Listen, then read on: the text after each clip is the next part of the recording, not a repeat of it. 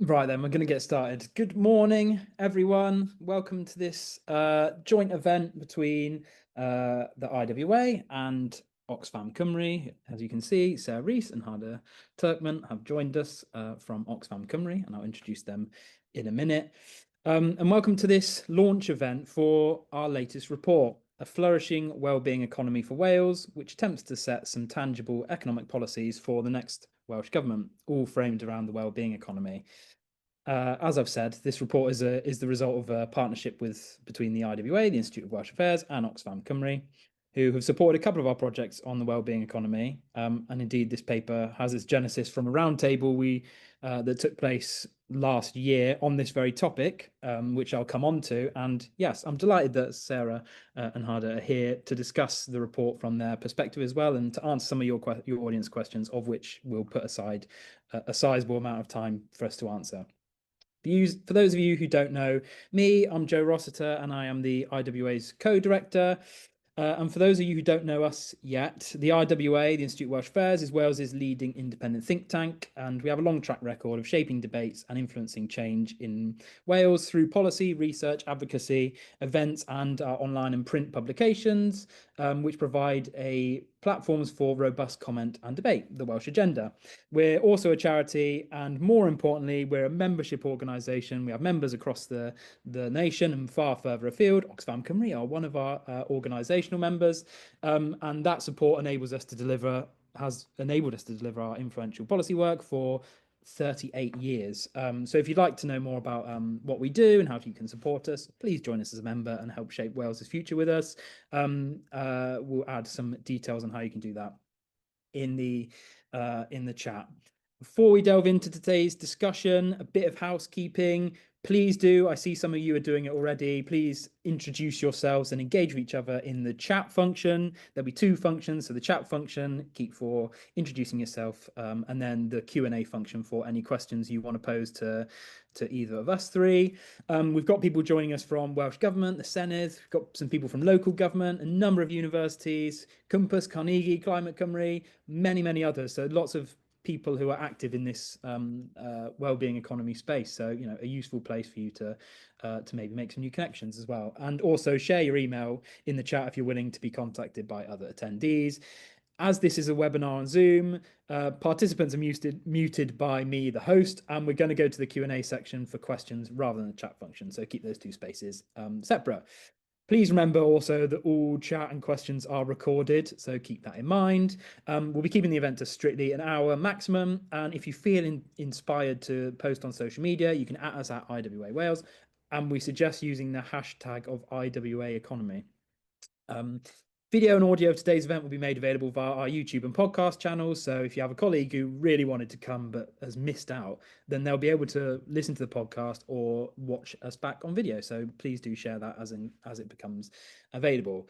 Now, with that in mind, onto the report. This report seeks to ask and answer a fairly fundamental question, which is, what is our economy for and how can we more tangibly shape it? So I'm going to now go into the recommendations from the paper, and then we'll go into a discussion with us three before we open to a Q&A from you, the audience. So please get thinking about questions, whether in reflection to the report or you just have a question you want to ask either of us. So the heart of this new paper is to kickstart a national conversation ahead of Senedd elections coming in 2026 about what our economy is for and what tangible economic policies we can put in place for any political party to pick up as we're in manifesto influencing and drafting season. We'd welcome your thoughts, so get thinking on some questions. Okay, I'm going to share my screen. Here we go.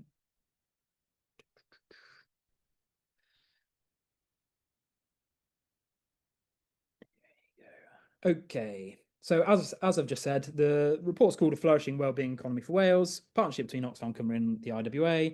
And really, it's about setting the economic priorities for the next Welsh Government and putting in place some practical recommendations that can be picked up by any political party in a Welsh context. I should stress at the outset, it's not that long a report, but of course, this presentation is a whistle-stop tour through some issues that are more complexly gone through in the report, or the context is provided a little bit more. So I'd urge you to read the report as well if you possibly can, and this is of interest to you, because it really unpacks some of the fundamental challenges of Wales's economy and some of the mechanisms that devolved government can do to actually affect change in the economy. So yes, that with that caveat said, we're going to look at some of the recommendations from the report and some of the baseline context. And yes, the report attempts to set out a clear and practical roadmap for the wellbeing economy in Wales. Firstly, why research this? We spoke about this at the I spoke about this at the beginning. In 2024, the IWA and Oxfam, we partnered on a roundtable conversation with lots of key stakeholders in the economy space in Wales, all around furthering the wellbeing economy in Wales. And we'll come on to what that means in a second, or how we understand it in a second. And one of the outcomes of that conversation was, we need a wellbeing economy manifesto to put forward all of this positive energy towards this system level change to the economy, and put together what is a practical suite of policy recommendations that could be picked up by parties in the 2026 Senate election. And this is why we're here. This is the recommendation that we pounced on, and we've attempted to answer in some of the recommendations from this paper. And broadly speaking, I think it reflects that there's an awful lot of support within a Welsh context for the wellbeing economy, but the practical measures for how we deliver that in economic policy is less well understood or conceptualized. So I think part of this paper was about trying to put some ideas on paper about what is within the capability and capacity of devolved government in Wales to bring about or further the wellbeing economy. And I think the flourishing of the wellbeing economy comes from the fact that the wellbeing economy already exists and is happening, rather than something that is new and novel and we need to necessarily claim it as such. So in terms of what is the wellbeing economy, our conception of this is fairly, I would say, fairly loose, in that it's a vision for a type of economy that really foregrounds the well-being of people, planet, and places that at the heart of our economy. And where we find that is critically important is on how it feeds through to how we use Welsh Government's available economic levers to bring about the type of economy that does those things. So that's really the framing of the report, really. And now there's many cross-cutting principles from other alternative economic models, whether that's a foundational economy, community wealth building, or donor economics. We conceive of it in the report as an umbrella term that speaks to many of the same policy aspirations. And so, some of those overlying principles are foregrounding the vital role of public sector procurement. What are the aims of the economy you're trying to create, and what are a focus on the core elements of the economy that really have an impact on people's living standards? So whether that's food, transport, care, as just 3 examples of that.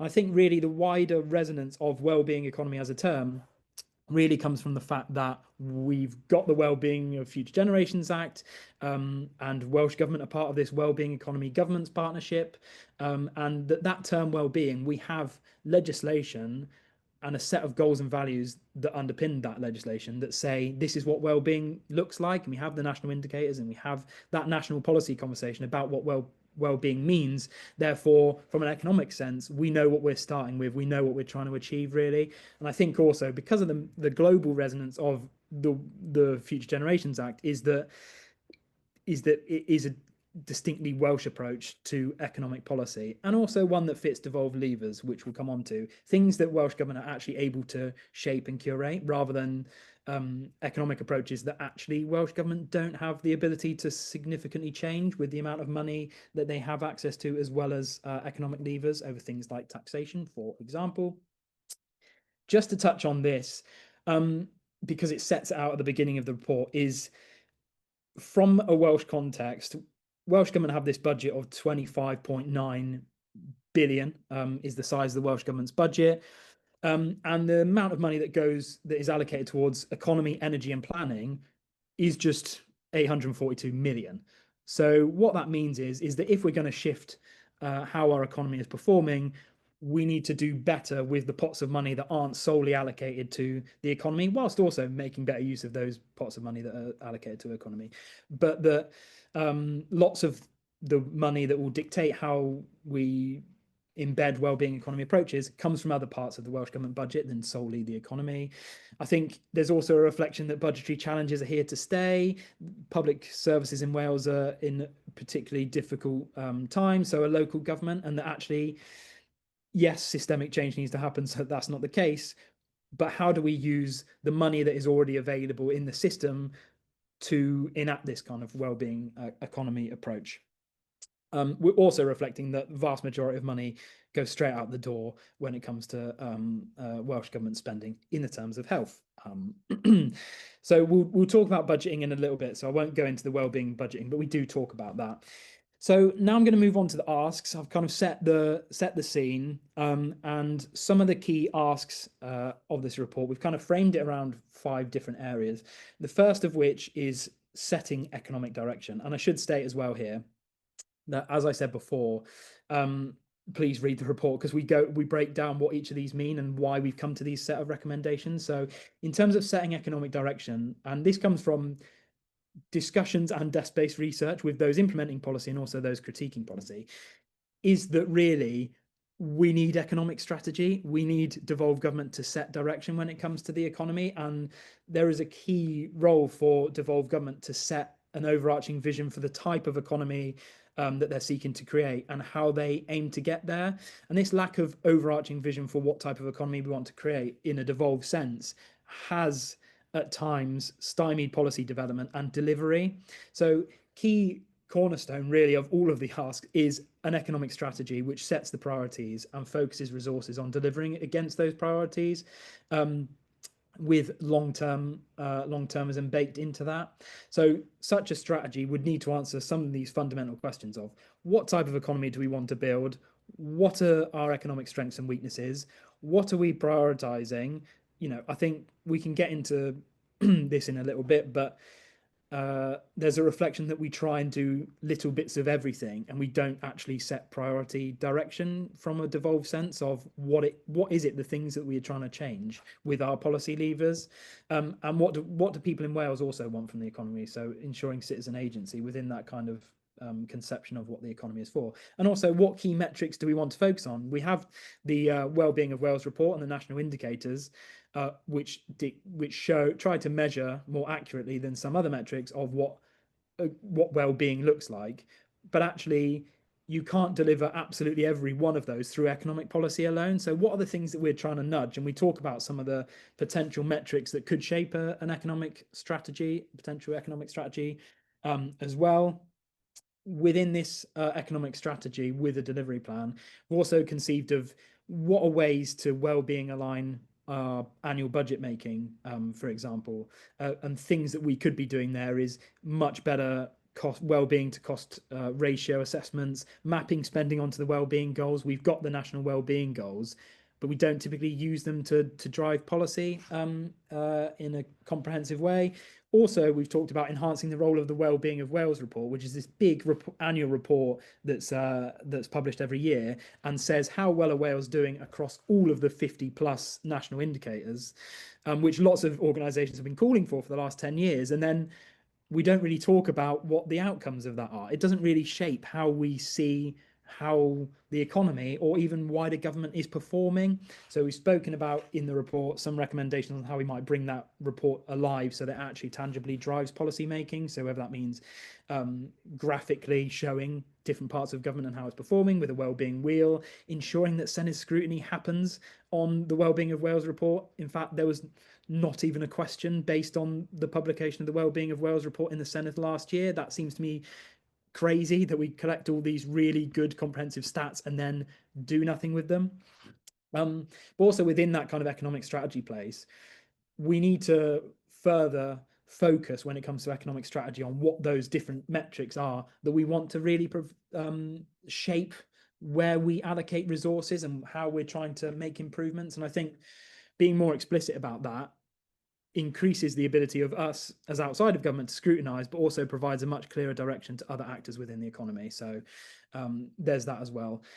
Other things we look at in the report are some ideas for devolved taxation that would be well being aligned, reflecting the fact that taxation in a devolved sense works better as a behavior change mechanism than it might do as a revenue source of revenue generation.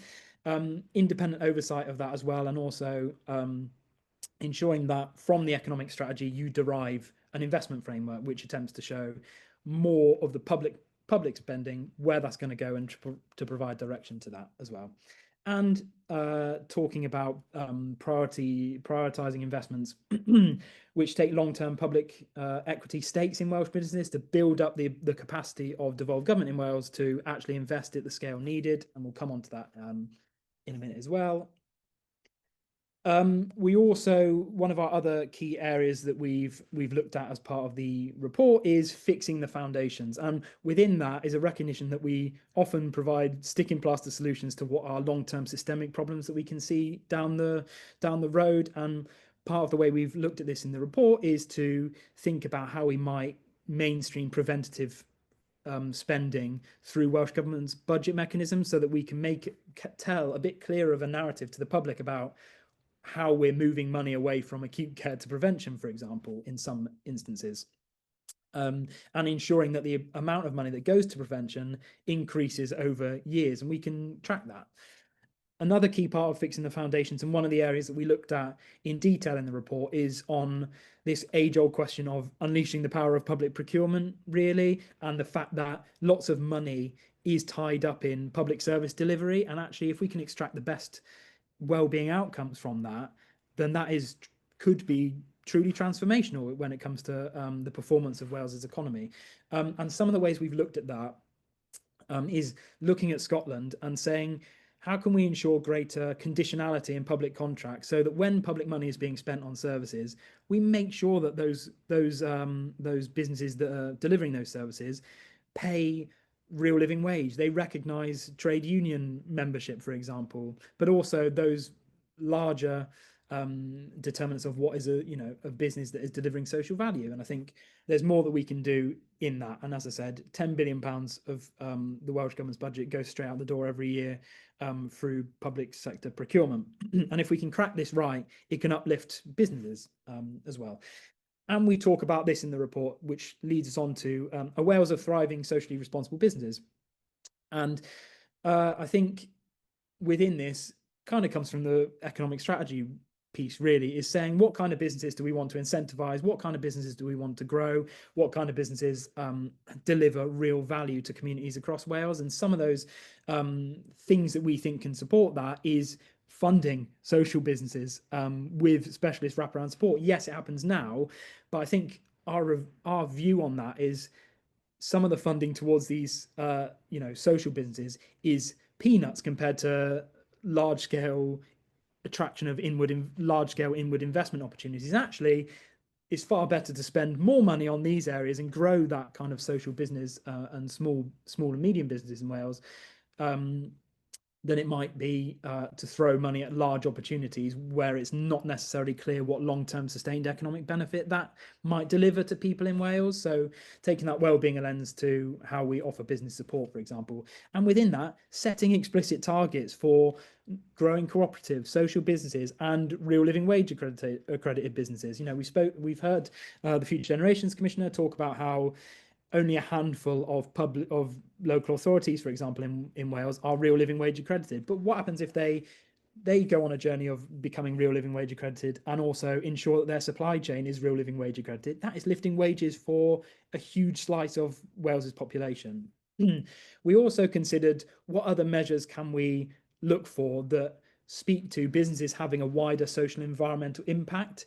We played with the idea of the B Corp movement, but maybe thought, is this the best thing to be pushing, or is there something else that we could be pushing? Are there other metrics? So I think we need to do a bit more work on saying, how can we badge certain businesses as being, yeah, they are delivering social business and should be accessing to things like the Social Business Accelerator Fund, for example. And we also have a recommendation that comes from other parts of our work on a community empowerment bill that enables communities to take ownership of assets in their communities, and really investing in that as a means to give communities real ownership of the things that make their community thrive, really. In addition to that, and is something that Oxfam, other Oxfam Cymru work speaks to quite a lot, is managing a just transition to net zero. I think there's a recognition that this is a real economic opportunity for Wales, and a really opportunity to transform how our economy functions, really. And some of the stuff that we've looked at there is ensuring that, because this transition is going to cost an awful lot of money, how do we ensure that Welsh Government have enough access to money and resource to deliver the net zero transition in a way that meets the scale of the challenge and the pace of the challenge. And some of the things that we've looked at is, how can you grow that pot of money, essentially? So in terms of that, one of the key asks is looking at how we can retain economic benefit from renewable energy, whether that means taking a percentage of energy projects to be local or community owned, for example, or ensuring that community benefit funding actually happens in a good way, I think is a pretty important one. Also understanding the skills, the locality and regional view of where the future skills need is, because I think it's fairly unclear at the moment if the skills are in the places that we need them, and at the scale that we need them. So I think we've put in a recommendation there for MEDA to look into that. We also, in terms of growing up that pool of money to really invest in the economy and things that will actually change the economy, we've talked about establishing a national Welsh fund, national wealth fund, I should say, green energy investments. And how would it get the scale of investment that we really need to foster this transition is capturing wealth fund payments of revenues that are made from these large-scale onshore and offshore wind projects, ensuring that the publicly owned renewable energy generation organisation, Rees, that profits are really pooled so that we can further invest in publicly owned renewable energy generation, and pooling investment from local authority pension schemes, and including that ask at the beginning of taking meaningful stakes in businesses that align with well-being principles and net zero principles. You've seen Welsh Government starting to do this with some of their long-term investments in More Lice, which is a renewable energy project in North Wales, for example. And yes, devolving the Crown Estate, we've been calling for it for quite a long time. Whether that's politically at the forefront of UK government at the moment, doesn't seem so, but it's something that we wholeheartedly stand behind. In addition to a just transition strategy that attempts to look at the social inequality mainstreaming of the net zero transition, because if we don't plan for it to be a just transition, then it will just replicate some of the failings of our economy now. And finally, and I recognise I'm going over, so apologies for that. We looked at accelerating purpose-driven innovation, essentially looking at being ambitious and Welsh Government providing direction on the social, environmental, economic challenges that they really want to solve, and throwing money at some of those challenges. I think Wales is not big enough to do everything, so we need to be really clear on what the focus is to enable the sectors of the future to really grow in ones that we could take a leadership role in. So we've got the recommendation in there to create a new independent innovation agency that Welsh Government would kind of own the political challenge of setting what are the priorities for innovation, purposeful innovation, and then establishing an independent group to have oversight of where that money goes, and then a challenge fund that is associated with each of those challenges as well. So that is a mega whistle-stop tour that does gloss over some of the more in-depth kind of conversations we have in the report about things like taxation, or things about budgeting, or things like public sector procurement, in which we kind of go in as much depth as we can in some of those in the report. But those are a whistle-stop tour framed around what is our policy asks. And what I think about each of these policy asks is that they are deliverable, They are within Welsh Government's ability to change. They recognise some of the shortcomings of devolved government and the amount of the powers and tools that Welsh Government have to shape economic outcomes, and therefore I think is realistic but also ambitious in what we think an economy for Wales might look like. So I'll stop sharing there.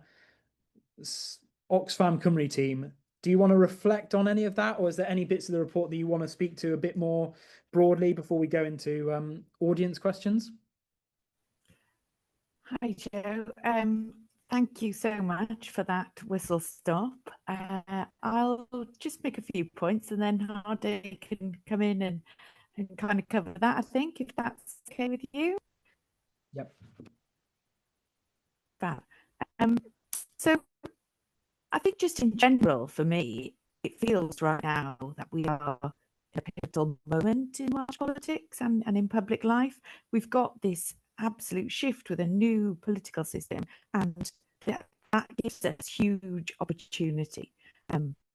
One, to work to our strengths as a progressive nation with the Legacy of Future Generations Act, and two, to deliver an economy that works for the people and communities of Wales. And really, I suppose what this paper is giving is an opportunity for ambition to become action. You know, there's so many challenges that Wales is facing. We've got growing levels of poverty and inequality, a crucial need to tackle with mighty steps the climate crisis that is looming upon us. And both of those challenges can be delivered through a just transition to net zero. And I think really for what we need here in Wales, it's a shift away from neoliberalism, because that hasn't worked. You know, that's a model that prioritises growth over people, and following that approach assumed that if the economy grows, everyone's going to benefit.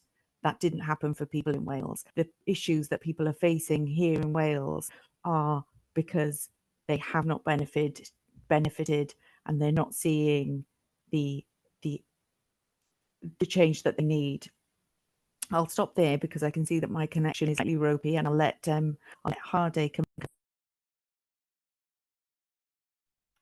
Thanks, Sarah, and thanks to it was great to just dip into some of the asks, because when we are talking about well-being economy, we mostly talk about like the overarching themes and what we need, the basically the target. So we know where we want to go. We want a Wales where people and planet, the health of people and planet, are at the heart of the policy making.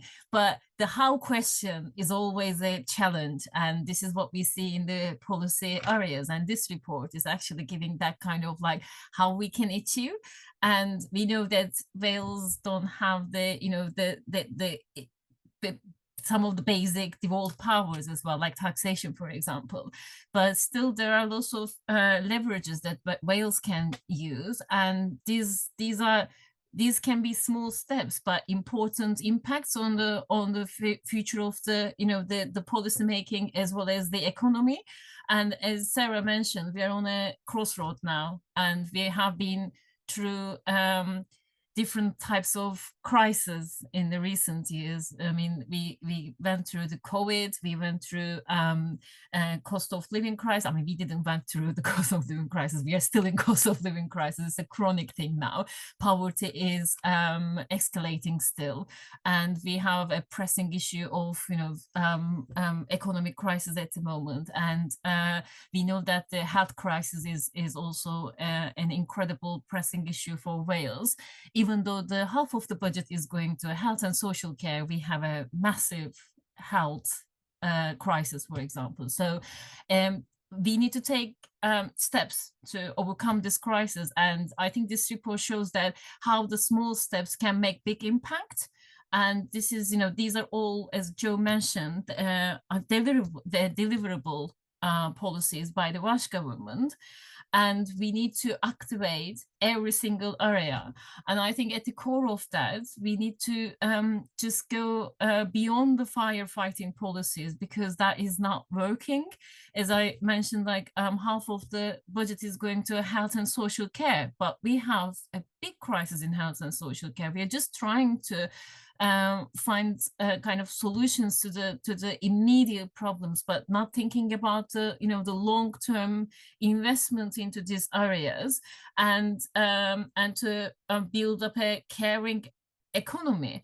And this caring economy means the preventative cares as well. So this caring economy means the well-being of people and the and well-being of the planet as well. So they're all connected to each other. So it's better to just think about how we are spending our budget in Wales through a kind of a long-term and through a caring and healing process, to be honest. And one of the other things that I want to mention is a reflection, as Joe mentioned in the paper as well. There's a huge need for social justice and equality mainstreaming in Welsh policymaking, and on kind of like aligned with this wellbeing economy report, we are also working with Dr. Alison Parkin and Professor Sarah McBride about the feminist Green New Deals for Wales, and we are going to launch that report soon. And it is just kind of complementary about like how we can achieve wellbeing economy also by bringing social justice and equality into the conversation. So these are very much connected issues, and when we are taking all these steps, all the how policies, how questions, we need to think about how we can achieve a Wales that everyone can benefit and no one left behind. So that is what I wanted to reflect on the report. Thank you so much.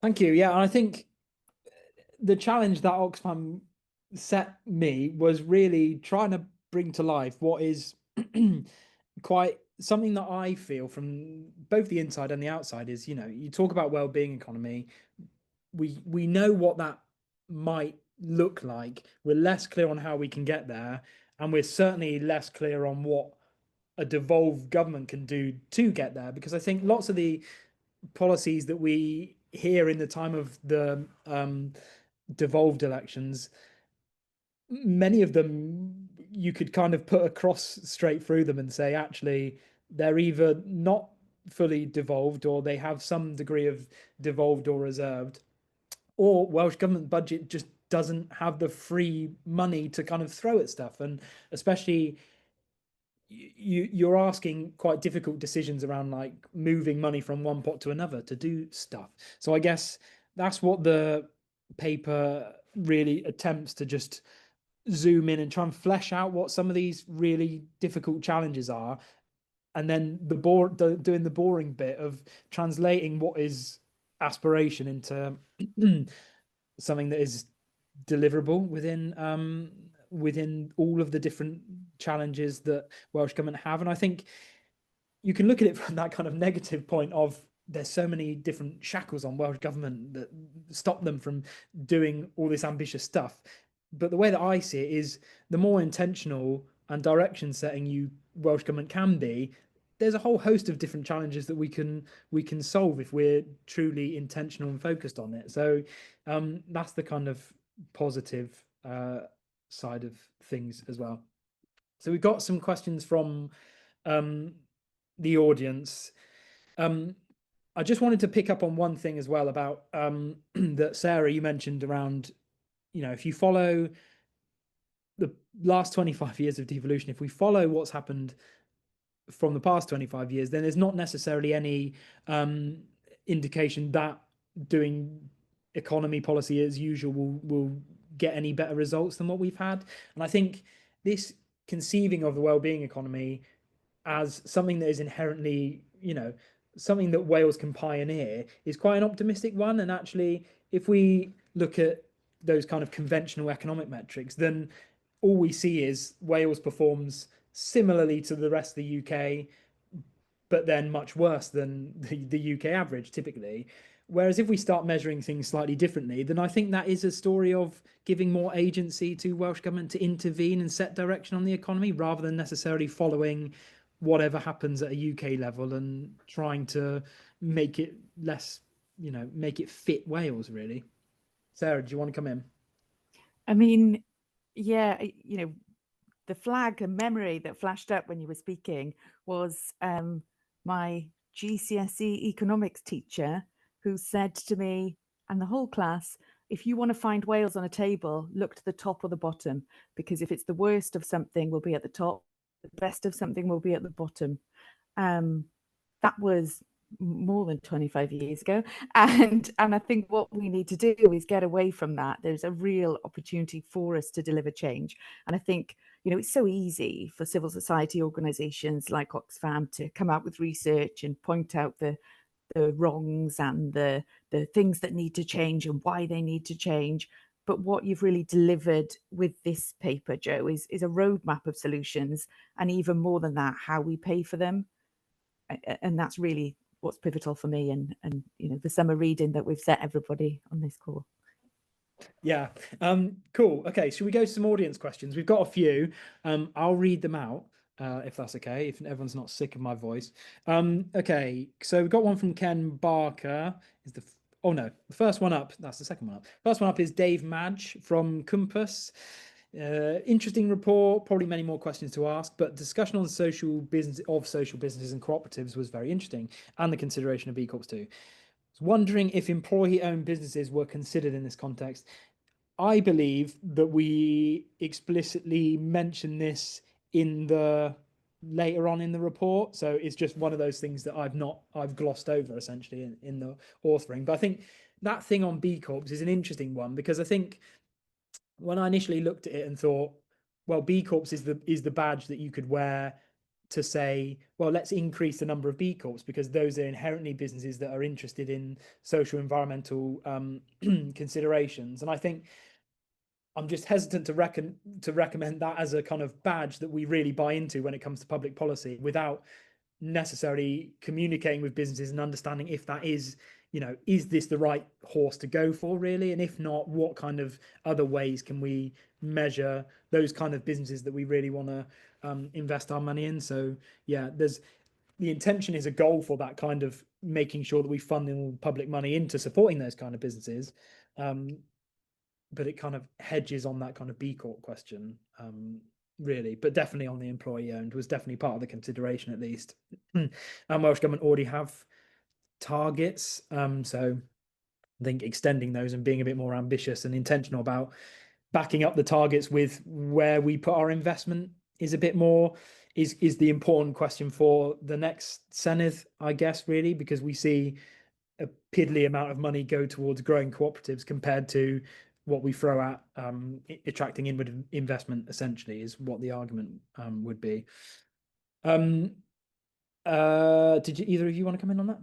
It's quite a procedural question, but I think just moving on from that, there are other areas that Welsh Government currently have been looking at, like taking profit out of the care of looked after children.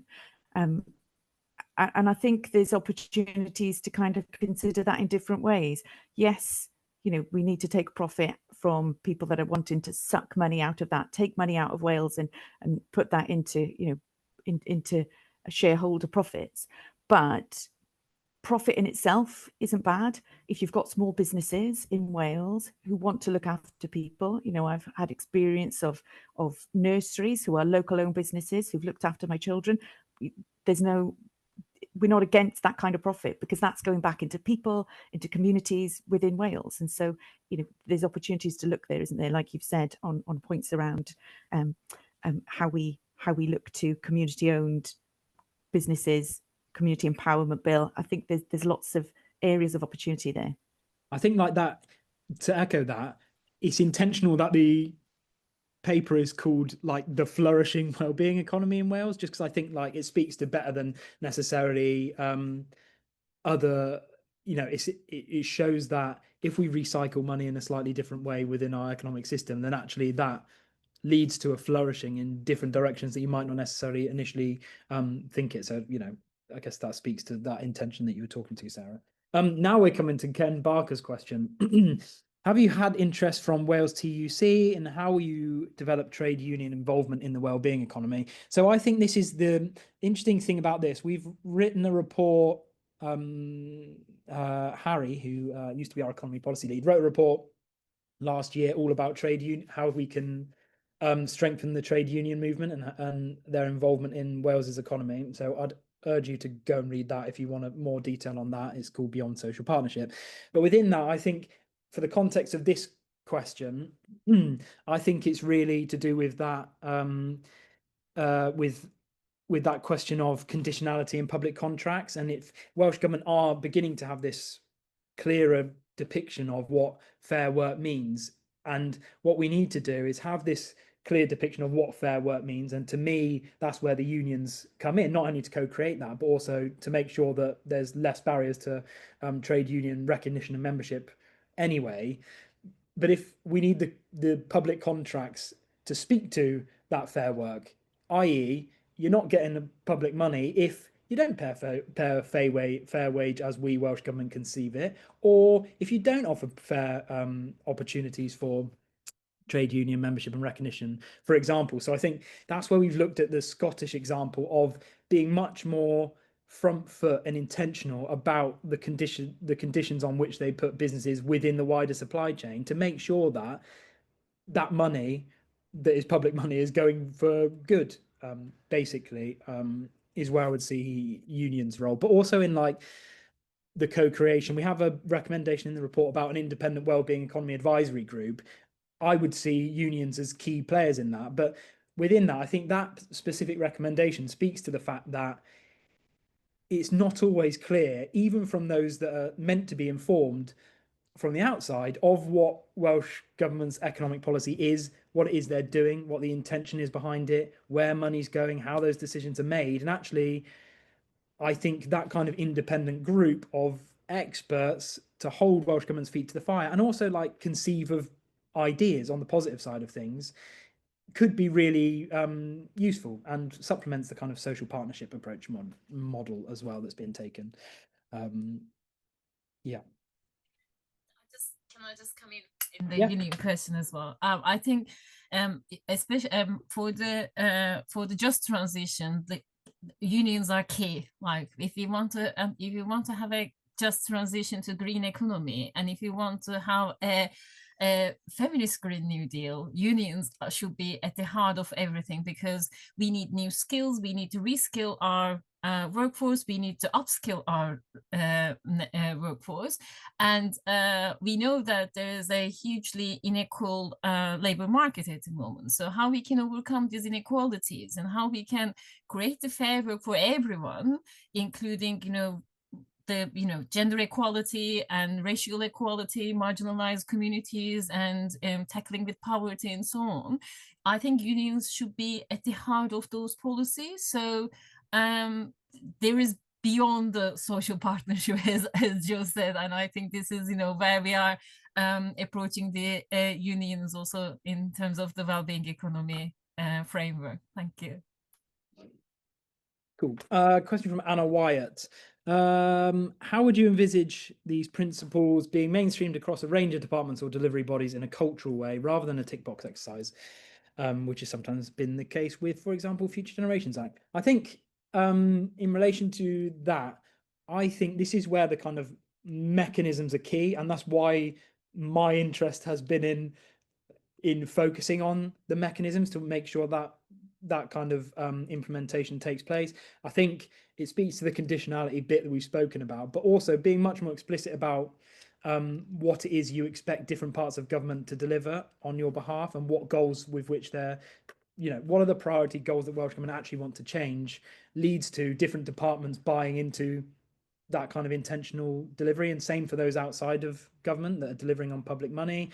Also, the kind of stuff we've recommended around budgeting and spending, I think, are really important, because they're the mechanisms by which we talk about what we want to achieve with public money.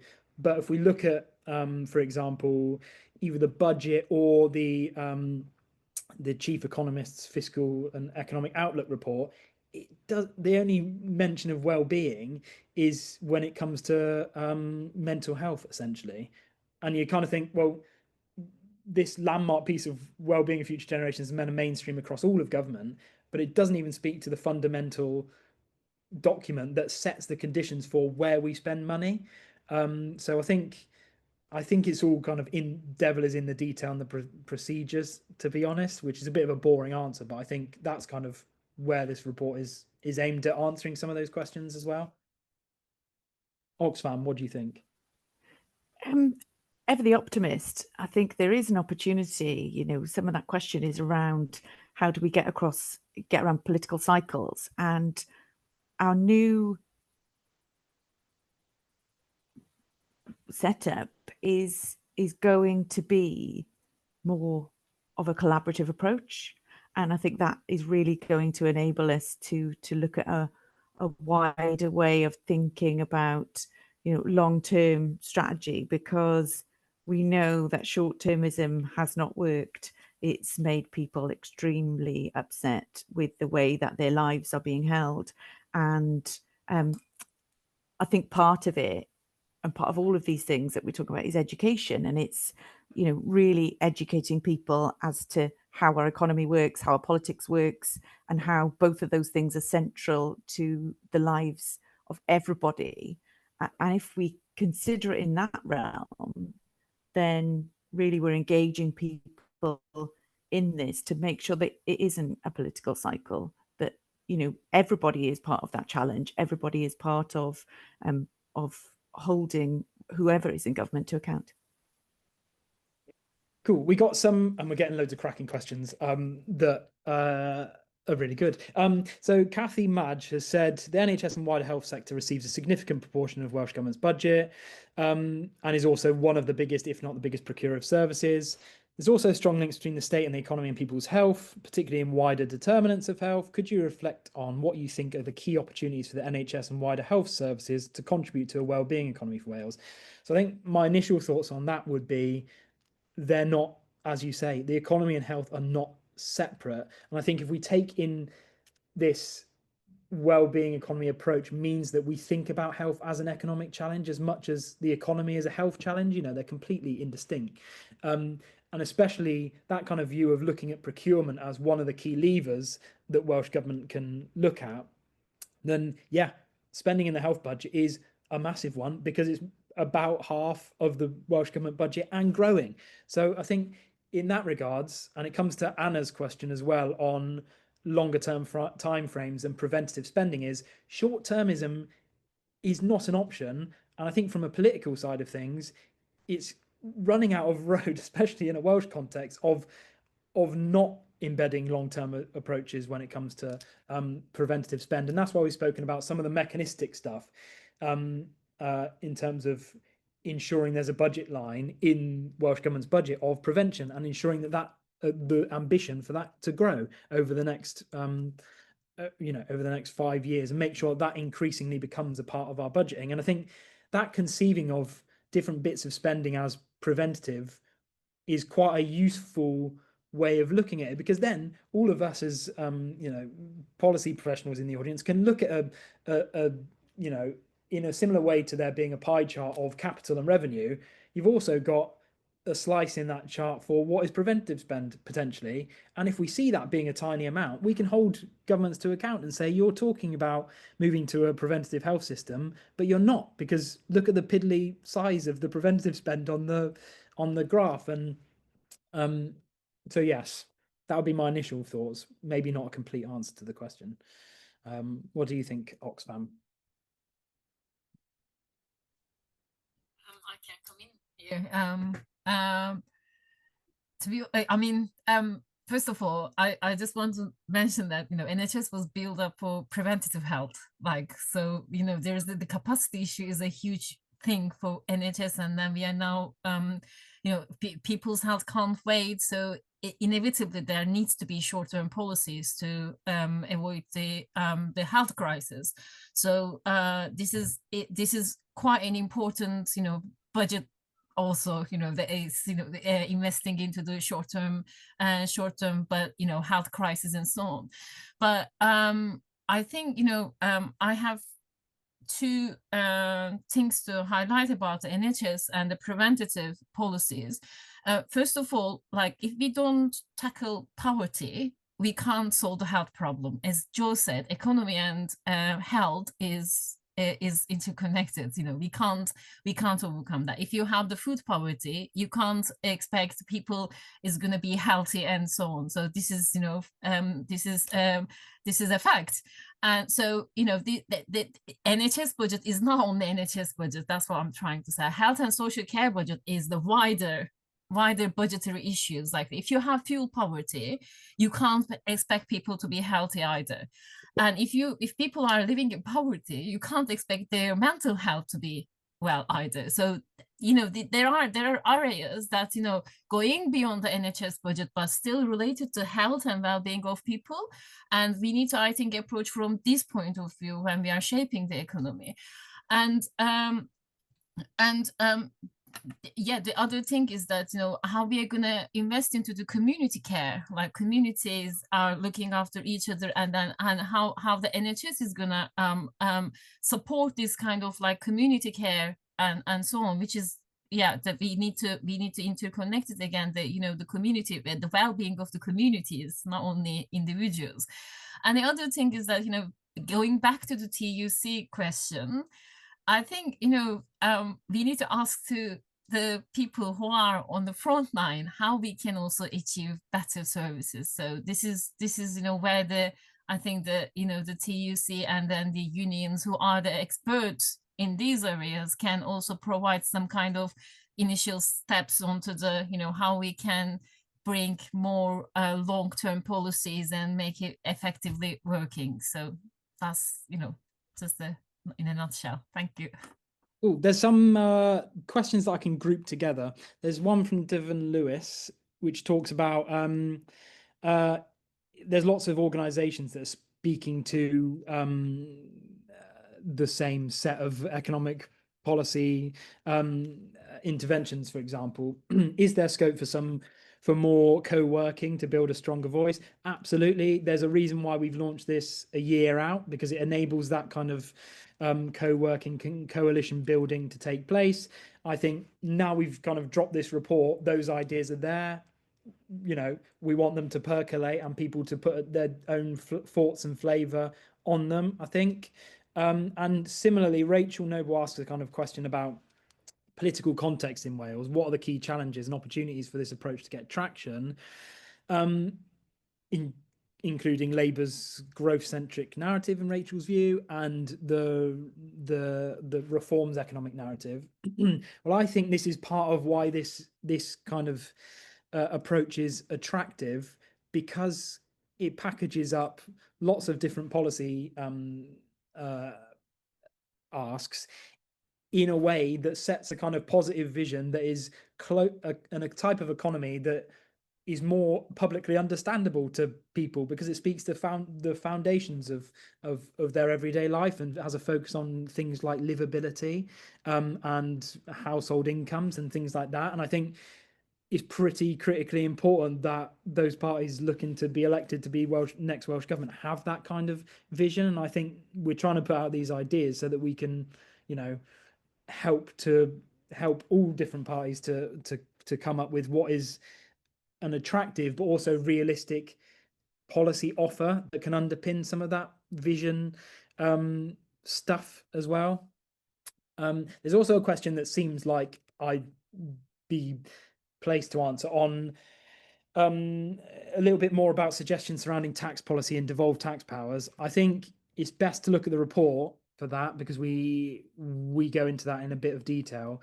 And I think, to be honest, much more public conversation and research needs to be done on what the kind of tax powers, how we can best use tax powers in a Welsh context. But fundamentally, there's some really easy wins, like well, when I say easy, not necessarily easy to implement, but politically easy to go for, such as council tax revaluation, that are pretty open goals, and we already started down that road with Welsh Government, and then it's kind of stalled. But also the bit in the report talks about some of the fundamental principles of why we might do reform to tax. Part of it is to make sure that local government have money to invest in things that are inherent in, you know, the preventative agenda, but also in driving behavior change in lots of different areas. So I just urge you to look at that bit of the report. I'm trying to look at what a good final question is, because we've got loads of different questions. Yes, okay, I'll go for this one, because Oxfam Cymru might be able to respond as well. Is there an appetite within Welsh Government to respond and act on the roadmap set out in the report? What do you think, Oxfam Cymru? Sarah, I'll just start, and Sarah, just you came in if you want. And I think there's a question from one of our colleagues as well about the political context of Wales. So I think they are quite related to each other. So current Welsh government is going to dissolve in next May. So we hope that the next Welsh government, this manifesto is actually like, you know, aiming towards the, you know, the Senate elections and asking to the next Welsh government. So I think, you know, there's an appetite in Wales about because the progressive policies, as we discussed here, are in hand in Wales. So government can take up these things, but there is a need for is the will, like how we can actually use the devolved powers to do progressive deliveries alongside the progressive policies, like the future generations Act. So how we can make the future generations Act, for example, more useful and so on. So if this is the agenda of the Welsh government, yes, I think, you know, this roadmap will work for them. But going back to the context of the, you know, the Welsh politics, obviously there's a potential of the more right-wing policies going into the next Senate also, and this is a challenge because even though there might be some investment into the you know, the wellbeing economy, but it might be, you know, a privatized way, like it might be, as Sarah mentioned, like, you know, taking up more neoliberal way of like investing, for example. So then there are, you know, there's a distinction between the, you know, the how you are going to imply kind of execute this kind of policies with your approach, with your economic policy, economic approach, and so on. So yeah, I think, as we said, you know, Wales is on the crossroads and up to the next Senate election, and we hope that this manifesto will help to achieve a progressive agenda for the next Welsh government, and I think Wales has the will and the leverages to take the steps. Yeah, and to echo that, I think this isn't aimed at one particular political party, and we're likely going to see some form of coalition no matter what that looks like for the next Welsh government. So really it's aimed at having some ideas on the table that underpin what a better economy could look like. So I think, you know, we and I'm sure Oxfam Cymru are willing to talk to absolutely anyone who kind of buys into this vision and wants to hear more about what those ideas are that can just be picked up and put in manifestos, basically, is the idea. And yes, go on, Sarah. I think just a final point from me, and maybe to bring in one other question, is what this manifesto is a roadmap, and we're happy to collaborate and talk with anyone about how we can deliver that, because it isn't just about better economics or society, you know, whether we use wider terms than economics itself, but it's putting a fairer and more caring Wales right at the heart of everything we do. I don't see anybody, whatever their politics, would disagree with that. Yes. Cool. Okay. Well, there's a couple of questions we couldn't get to. Apologies on that. Probably spoke about the report too much, but I just wanted to talk about the ideas. So thank you very much for joining us, to both Hade and Sarah and all of you attendees. Really appreciate the opportunity to present and discuss these ideas. As I said, video and audio recordings will be made available shortly after the event. Also, read the paper, talk about the paper, whether you like it, whether you don't, whether there's things that you think are good ideas or not. You know, we really just want to put it out there and see what people think. So yes, and finally, Please remember the IWA is a charity and relies on organisational and individual membership to keep addressing some of these critical issues and to make sure that those thoughtful and actionable ideas are there as we come into a Senedd election period. So if you aren't a member, please consider joining us or making a donation. There's a link in the chat. So yes, diolch yn fawr iawn, and see you soon. Thank you.